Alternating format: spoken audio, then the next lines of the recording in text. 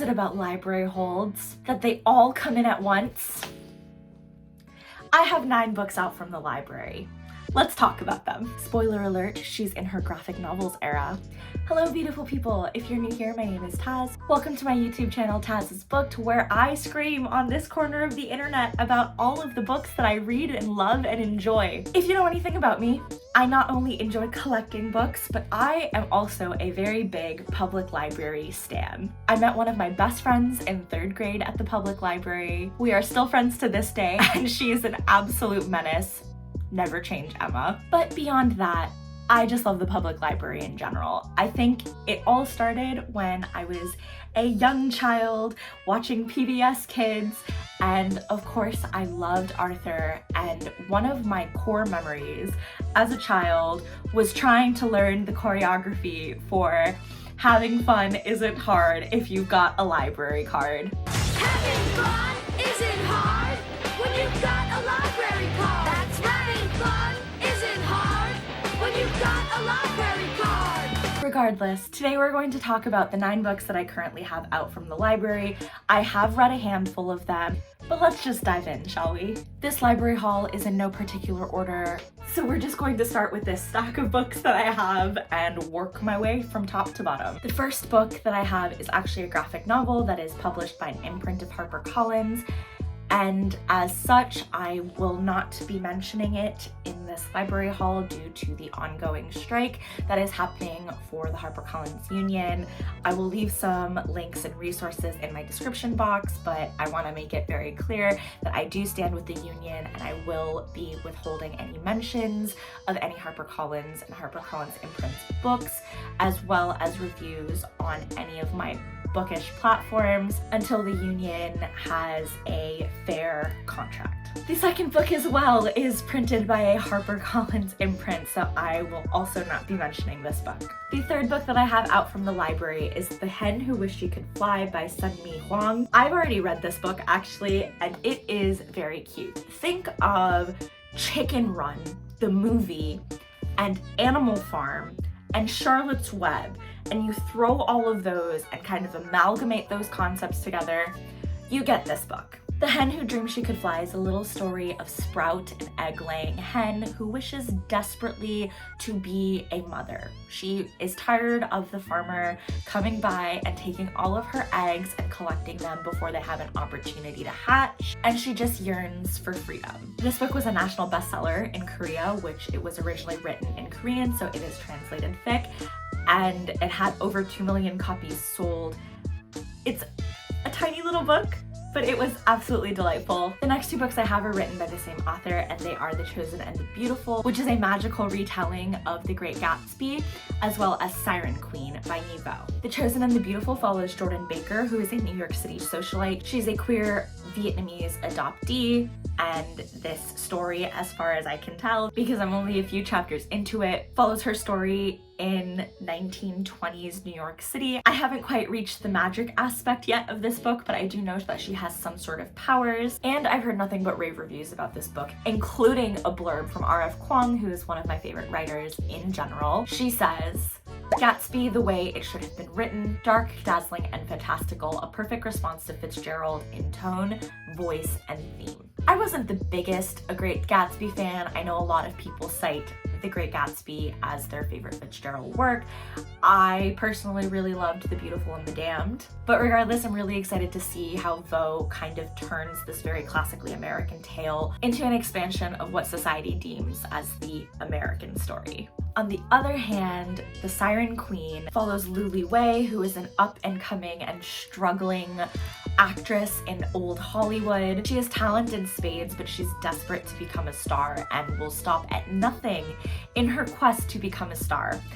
I don't know about y'all, but I personally love a woman on a mission. Obviously, in the golden age of Hollywood, Louie is facing a lot of prejudice, being not only Chinese American, but also queer. And she's also very prideful. She would much rather play a monster than a maid on screen. I have a weird fascination with old Hollywood in fiction, And I think this is going to be a really good exploration into an actress chasing stardom and at what costs. Also, I'm not entirely certain, but I think I saw a couple blurbs that said that the magic in this book revolves around the Fae. I don't think I need to say anything more. I'm very excited to delve into this one. I think in my last video, I had said that I would be entering my poetry girly era, and so I picked up Upstream by Mary Oliver. I know basically nothing about Mary Oliver except that she is highly recommended by a couple of mutuals that I very much trust their tastes. And so when I heard that this was basically just a collection of poetry and essays on nature, I was pretty much sold. Also, just the snippet of the poem that they have on the back cover of the book is so beautiful. From this book, sometimes the desire to be lost again as long ago comes over me like a vapor. With growth into adulthood, responsibilities claimed me, so many heavy coats. I didn't choose them, I don't fault them, but it took time to reject them. Now in the spring I kneel, I put my face into the packets of violets, the dampness, the freshness, the sense of everness. Something is wrong, I know it, if I don't keep my attention on eternity. May I be the tiniest nail in the house of the universe, tiny but useful. May I stay forever in the stream. May I look down upon the windflower and the bull thistle and the coreopsis with the greatest respect.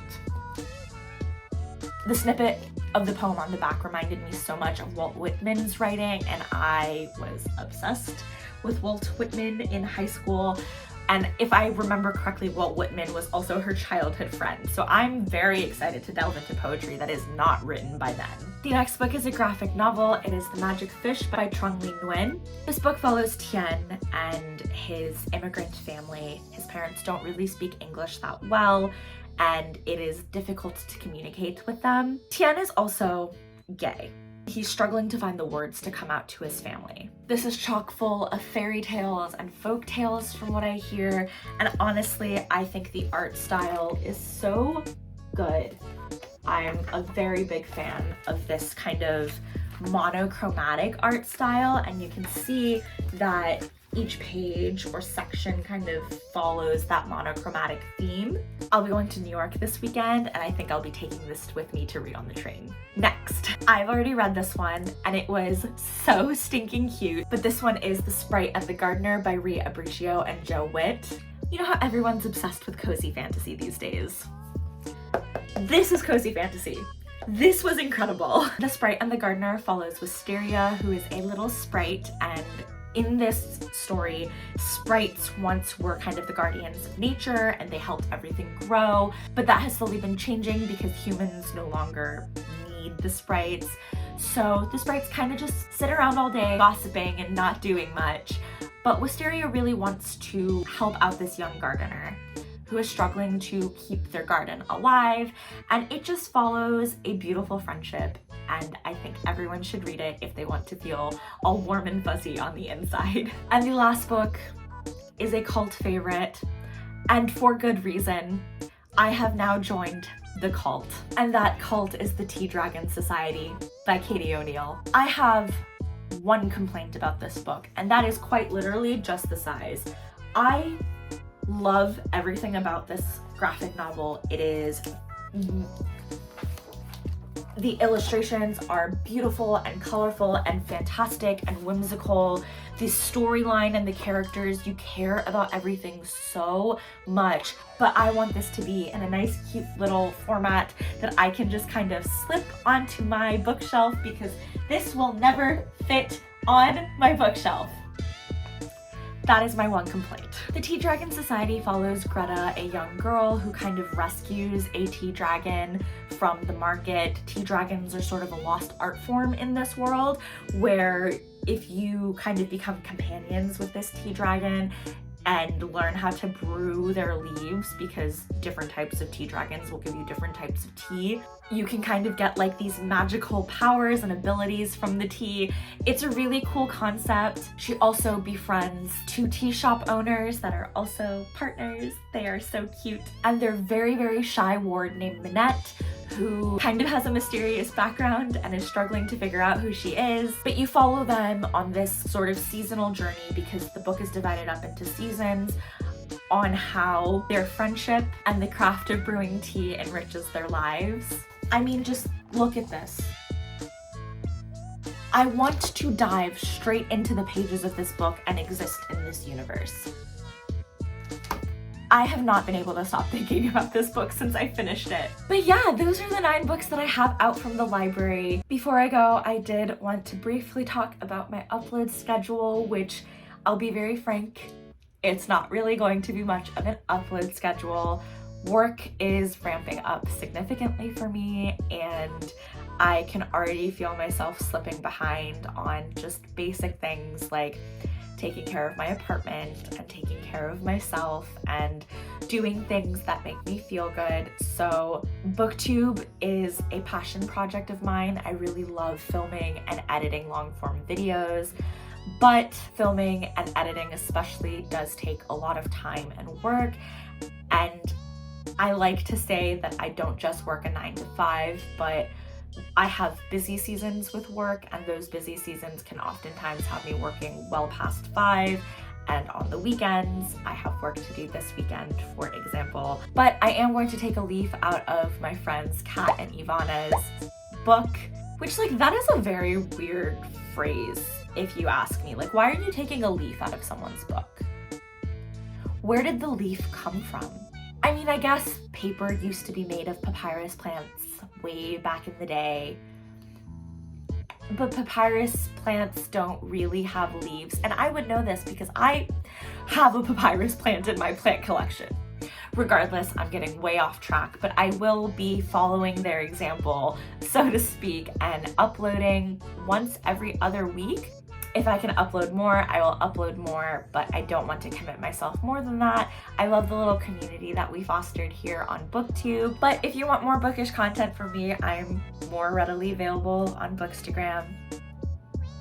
So the links for that are in my bio as well. But yeah, as always, thank you so much for sticking around. If you've made it to the end of this video, please let me know if you've read any of these books and if you've liked them, or if you haven't and they're on your TBR.